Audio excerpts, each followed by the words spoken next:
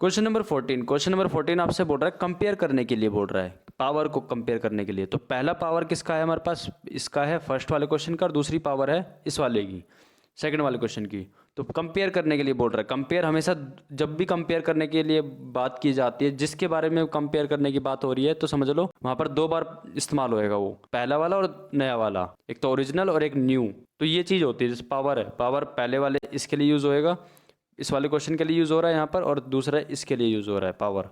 तो इन दोनों में अलग अलग पावर निकलेगी हमारे पास, और हमें इन दोनों के अंदर ध्यान रखना है कि पावर का फॉर्मूला हमें क्या लगाना है, क्योंकि पावर का फॉर्मूले बहुत सारे होते हैं। तो फॉर्मूले पे ध्यान रखना है, क्योंकि पावर का और हीट का, ये इन दोनों के ही सबसे ज़्यादा फॉर्मूले दे रखे हैं किताब में। सो पावर के अंदर P इक्वल टू, हमें बेसिक फॉर्मूला पता है, VI होता है, पोटेंशियल डिफरेंस मल्टीप्लाई करंट होता है, पावर का फॉर्मूला जो होता है।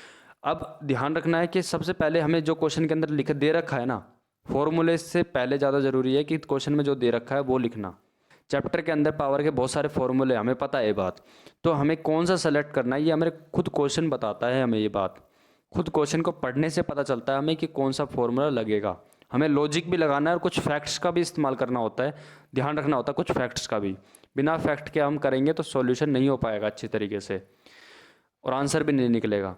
So again the power used in the 2 ohm resistance, जो पावर यूज हो रही है वो हो रही है हमारी 2 ओम रजिस्टर के अंदर। और पहला क्वेश्चन क्या दे रखा है आपको, 6 ओम वोल्टेज बैटरी दे रखी है, वोल्टेज दे रखी है आपको, मतलब पोटेंशियल डिफरेंस और दे रखी है सीरीज के अंदर, दे रखी है। ध्यान रखना कि सीरीज के अंदर पोटेंशियल डिफरेंस चेंज होती है, वेरिएबल होती है। सीरीज के अंदर पोटेंशियल डिफरेंस या फिर हम कहें वोल्टेज वेरिएबल होती है, चेंज होती है with 1 ohm and 2 ohm resistors. But क्या नहीं चेंज होता, क्या कांस्टेंट रहता है, करंट जो होता है हमारे पास, करंट होता है आई होता है वो कांस्टेंट होता है, आई होता है वो कैसा होता है हमारा, कांस्टेंट होता है। ठीक है, वोल्टेज होती है वो हमारी वेरिएबल होती है, और जो करंट होता है वो कैसा होता है हमारा, कांस्टेंट होता है। Current I equal to constant, और वी इक्वल टू, मतलब वी क्या है हमारे पास, पोटेंशियल डिफरेंस, वो हमारा वेरिएबल होता है, मतलब चेंज होता है। इसमें हो गया सीरीज के बारे में पूछ रहा है। फिर इसमें सेकंड क्वेश्चन में क्या बोल रहा है कि ये 4 वोल्टेज बैटरी दे रखी है इसमें, और पैरेलल में दे रखी है, लेकिन इसमें अब इसमें अपोजिट होता है। इसके अंदर जो करंट होता है वो तो हमारा वेरिएबल होता है, और जो इसके अंदर अपोजिट होता है सीरीज के, जो पैरेलल के अंदर सीरीज का अपोजिट होता है। इसके अंदर क्या होता है कि पोटेंशियल डिफरेंस तो कांस्टेंट होता है, पोटेंशियल डिफरेंस पैरेलल के अंदर कैसा होता है, कांस्टेंट होता है, ध्यान से समझना इस चीज़ को। एंड करंट क्या होता है, वेरिएबल होता है, करंट चेंज हो सकता है, चेंज होता है। फिर ऊपर से फिर क्या दे रखा है, 12 ओम और 2 ओम के रजिस्टर्स भी दे रखे हैं इसके अंदर, जिस प्रकार से इसमें 1 ओम और 2 ओम के रजिस्टर्स दे रखे हैं सीरीज में। अब ध्यान रखना हमेशा कि पावर का फॉर्मूला कब कौन सा कहाँ पर लगता है। तो मैं आपको अलग कलर से दिखा रहा हूँ यहाँ पर कि जो पावर होता है ना, P की वैल्यू होती है जो, वो होती है VI से। ये होता है हमारा P का फॉर्मूला होता है, पावर का फॉर्मूला होता है पोटेंशियल डिफरेंस मल्टीप्लाई करंट। अब इसके अंदर जो भी कांस्टेंट होगा उसको तो हम नहीं छेड़ेंगे, उसको फिक्स रखेंगे हम, उसको कुछ छेड़ने की जरूरत नहीं है। अब series, in case of series, पहले वाले के बता रहा हूँ आपको, पहले वाले का फॉर्मूला बता रहा हूँ कि किस प्रकार से आपको फॉर्मूला पता करना है। कि पहली चीज़ तो आपको पावर ही पूछ रहा है, आपको कंफर्म है ये चीज़ कि आपको कंपेयर करने के लिए सिर्फ क्या पूछ रहा है आपसे, पावर पूछ रहा है। कंपेयर द पावर, मतलब क्वेश्चन पहले ही पूछ लिया आपसे कि पावर को कंपेयर करना है आपने, कि पावर किस में क्या लगने वाला है, पावर का फॉर्मूला, और क्या आपका पावर की वैल्यू निकलेगी। सीरीज के अंदर करंट हमारा कांस्टेंट होता है, और जो हमारा पोटेंशियल डिफरेंस होता है ये हमारा वेरिएबल होता है। मतलब सीरीज के अंदर पोटेंशियल डिफरेंस या हमको बोले वोल्टेज चेंज होता है, बट करंट कांस्टेंट, करंट हमेशा सेम रहता है। तो हम यहाँ पर ओम्स लॉ के अकॉर्डिंग, किसके अकॉर्डिंग, ओम्स लॉ के अकॉर्डिंग वी की वैल्यू हम, क्योंकि आई क्या है, आई को छेड़ेंगे नहीं हम, आई में कुछ बदलाव नहीं रखेंगे, आई को सेम रखेंगे, कुछ छेड़खानी नहीं करेंगे आई के साथ। हमें वी चेंज करना है, लेकिन बट हमें वी चेंज करना है, पोटेंशियल डिफरेंस चेंज करना है। पोटेंशियल डिफरेंस की जगह पे हमें ओम्स लॉ के according V equal to, Ohm's law के according V equal to I R होता है। तो हम वी की जगह पर आई आर पुट अप कर देंगे यहाँ पर, समझ रहे हो, इस प्रकार से। अब यहाँ पर क्या हो जाएगा, P की वैल्यू क्या हो जाएगी, यहाँ पर समझा रहा हूँ, P इक्वल टू, अब आई स्क्वायर आर हो गया, P equal to I square R. ये हो गया हमारे पास सीरीज के केस में पावर का फॉर्मूला। आप इसे नोट डाउन कर लो, जरूरी है? फिर सेकंड पूछ रहा है आपसे कि पैरेलल के अंदर हमेशा याद रखना है जो पोटेंशियल डिफरेंस होता है वो कांस्टेंट होता है और करंट वेरिएबल होता है। दैट मीन्स हम कहें कि power is equal to V I, formula हमने पता है हमें, तो हमें क्या पता है कि पोटेंशियल डिफरेंस तो कैसा होगा, कांस्टेंट होता है। पैरेलल के अंदर पोटेंशियल डिफरेंस कैसा होता है, कांस्टेंट, तो इसको छेड़ेंगे नहीं हम। बट आई क्या होता है, वेरिएबल होता है, आई चेंज होता है, तो हम आई को ही चेंज करेंगे। तो अकॉर्डिंग टू ओम्स लॉ के अकॉर्डिंग क्या है हमारे पास, I is equal to V upon R होता है, वी अपॉन आर होता है। मतलब ओम्स लॉ के according V is equal to I R and then I की वैल्यू क्या हो जाएगी, वी अपॉन आर। तो हमें यहाँ पर आई की वैल्यू पुट अप कर देनी है, तो यहाँ पर कितना हो जाएगा, मल्टीप्लाई वी अपॉन आर। तो यहाँ पर क्या हो जाएगा, P is equal to V square upon R हो जाएगा। ये पावर का फॉर्मूला किसके केस में, पैरेलल के केस में है। पैरेलल जब हम रेजिस्टेंस को अरेंज करेंगे तो ये हमारा फॉर्मूला तब निकलेगा। तो अगेन पावर का फॉर्मूला क्या हो जाएगा, सीरीज के केस में आई स्क्वायर आर, और पैरेलल केस में पावर का फॉर्मूला हो जाएगा वी स्क्वायर अपॉन आर। ये हो गया हमारे पास पावर पैरेलल के केस में, और ये हो गया सीरीज के केस में। ये सीरीज के केस में है और ये हमारा किस में हो गया, पैरेलल के केस में। सीरीज के केस में, ये हमारा पैरेलल के केस में है। ठीक है, ये फॉर्मूला हमारा पावर का किसका है, पैरेलल केस में। सीरीज में क्या होगा, रेजिस्टेंस प्लस हो जाते हैं, तो इसमें रेजिस्टेंस ये प्लस हो जाएगा। ओम्स लॉ के according V equal to I R, common चीज़ है। देखो अब जो करंट निकालेंगे, पोटेंशियल डिफरेंस अप्लाई होगा सिर्फ इनके अंदर, जो ओम्स लॉ अकॉर्डिंग अप्लाई होगा सिर्फ इस पहले ही और दूसरे वाले क्वेश्चन के अंदर हम, और पावर निकलेगा इस पहले वाली लाइन से। फर्स्ट लाइन क्वेश्चन की फर्स्ट लाइन से पावर निकलेगा, क्योंकि इसका 2 ओम है, ये रजिस्टर यूज होएगा हमारा पावर के फॉर्मूले में। I equal to V upon R, क्योंकि हमें पावर का फॉर्मूले के अंदर चाहिए था करंट। ठीक है, तो पहले वाले वाला चाहिए हमें, तो हम क्या कर लेंगे यहाँ पर कि सीरीज़ वाला में ऐड करके इन दोनों को ऐड कर देंगे, क्योंकि सीरीज़ में है ये। ठीक है, सीरीज़ में तो मतलब आर की वैल्यू निकल जाएगी, तो कितना होगा 6/3 ऐड कर देंगे तो 6/3 हो जाएगा। करंट की वैल्यू कितनी निकल जाएगी, 2 एम्पियर, 2 एम्पियर निकल गई है। तो हमें पावर का सीरीज़ के अंदर क्या निकालेंगे, पावर का formula equal to I square R, I square R हो गया। तो पीक की वैल्यू, अब इसमें जो पावर का रेजिस्टेंस दे रखा है ना, 2 ओम दे रखा है, तो ये यूज़ करना है, हमें ध्यान रखना है इस चीज़ को, पावर के रेजिस्टेंस को यूज़ करना है जो 2 ओम दे रखा है। और करंट क्या दे रखा था हमारे पास, 2 स्क्वायर हमने निकाल लिया था, मल्टीप्लाई 2, तो यहाँ पर कितना हो जाएगा, 8 वाट आ जाएगा। चलो पढ़ के देखते हैं। Question number 14, compare the power used in the 2 ohm resistors in each of the following circuits. First, a 6 voltage battery in series with 1 ohm and 2 ohm resistors, and second, a 4 voltage battery in parallel with 12 ohm and 2 ohm resistors.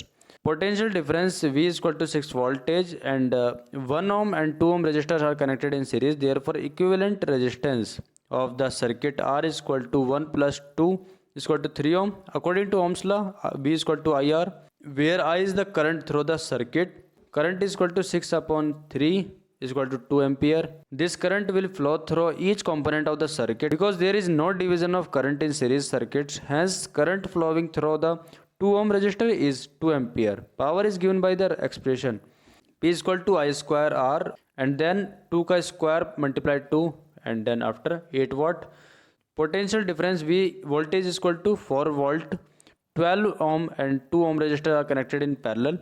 The voltage across each component of a parallel circuit remains the same. Hence the voltage same, that means constant बोल रहा है, same, constant, fix एक ही बात है।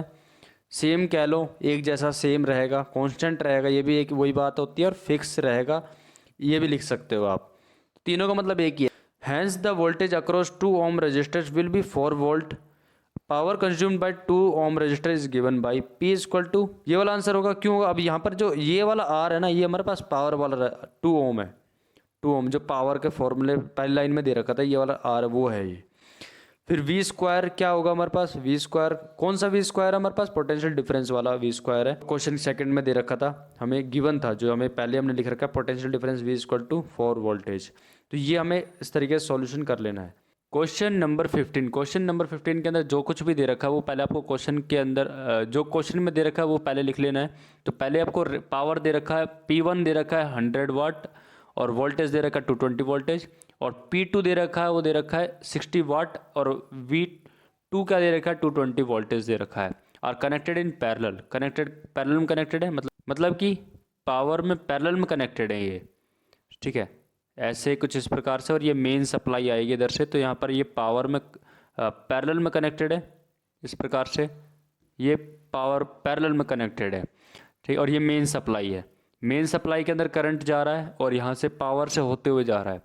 सो हमें एक power का अंदर के जो करंट है वो निकालना है कि पावर के अंदर का जो करंट क्या होने वाला है, इस पावर के अंदर P1 पावर के अंदर P2 पावर के अंदर क्या करंट होने वाला है, ये फाइंड आउट करना है। तो what current is drawn from the line if the supply voltage is 220 voltage, मतलब इसमें एक मेन लाइन भी बोल रहा है, क्या मेन सप्लाई बोल रहा है, यहाँ पर मेन सप्लाई लिख रखा है वर्ड, मेन सप्लाई। तो यहाँ पर क्या जरूरी रखना है हमें, P1 का फॉर्मूला, मतलब पावर का फॉर्मूला हमें वैसे पता है कि P = VI होता है। सो अगेन अब यहाँ पर क्या हमें मेन मतलब क्या करंट निकालना है, इसमें बेसिक क्वेश्चन क्या पूछ रहा है आपसे कि व्हाट करंट इज ड्रॉन, मतलब क्या इस लाइन में से जो करंट जा रहा है ना I, ये जो करंट जा रहा है इसमें क्या करंट, तो पहले पावर का फॉर्मूला लगाकर हमें करंट का निकालना होगा। मतलब P1 = V तो सेम ही रहेगा, V1 लगाने की जरूरत ही नहीं है, क्योंकि V1 तब लगाएंगे ना जब हमारे पास जो वेरिएबल होगा, मतलब कि यदि ये सीरीज़ में होता तब लगाते V1 V2, अदरवाइज हमें V सेम रखना है क्योंकि हमारा कांस्टेंट होता है, हमें पता है पैरेलल के अंदर हमारा कांस्टेंट होता है, दैट मीन्स 220 वोल्टेज होता है, हमें पता है। तो हमें कोई V1 लगाने की जरूरत नहीं है, V ही रखना है क्योंकि हमें 220 वोल्टेज ही रखना है, तो कोई दिक्कत ही नहीं है।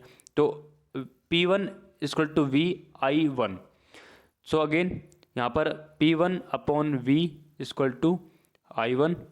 सो P1 क्या दे रखा है हमारे पास 100 वाट और V क्या दे रखा है 220 वोल्ट है। सो कैंसिल आउट करके हमारे पास जो आंसर आएगा वो हमें लिख लेना है, ठीक है। पॉइंट में समथिंग कुछ आएगा आंसर, सो 0 पॉइंट समथिंग कुछ आंसर आएगा। तो अगेन ये तो हमारे पास डिवाइड करके होगा कि P1 की वैल्यू क्या होगी हमारे पास 100 और वोल्टेज कितना हो गया 220 वोल्टेज हो गया। तो इन दोनों को डिवाइड कर देंगे तो I1 निकल जाएगा हमारे पास, दैट मीन्स करंट निकल जाएगा, I1 निकल जाएगा, पावर का पहला P1 का हमारा करंट निकल जाएगा।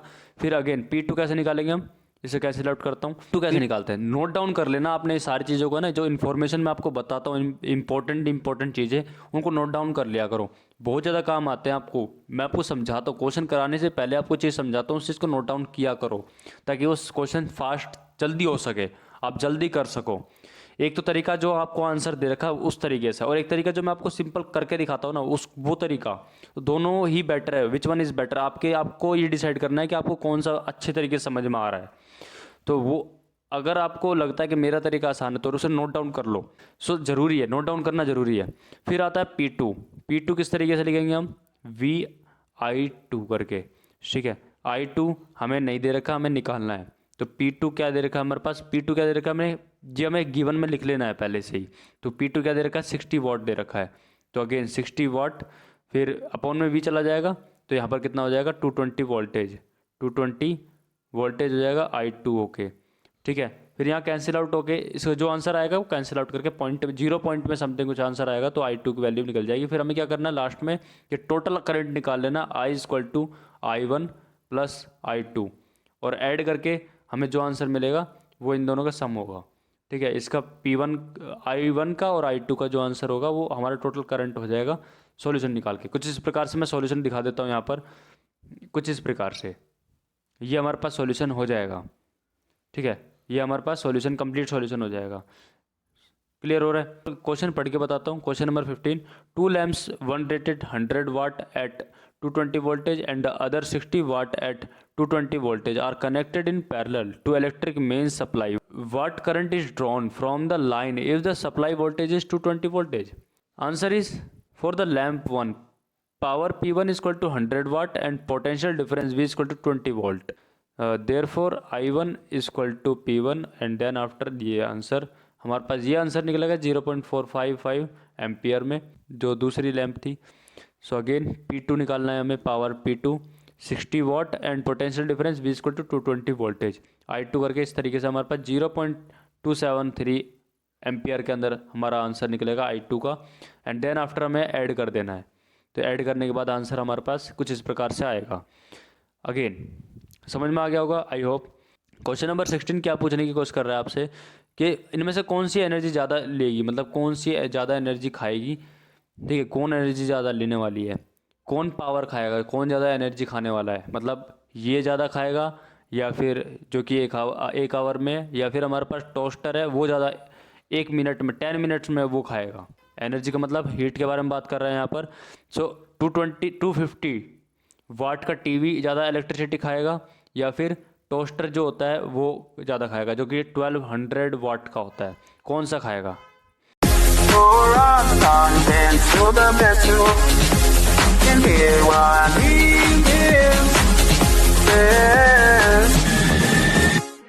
Quality education.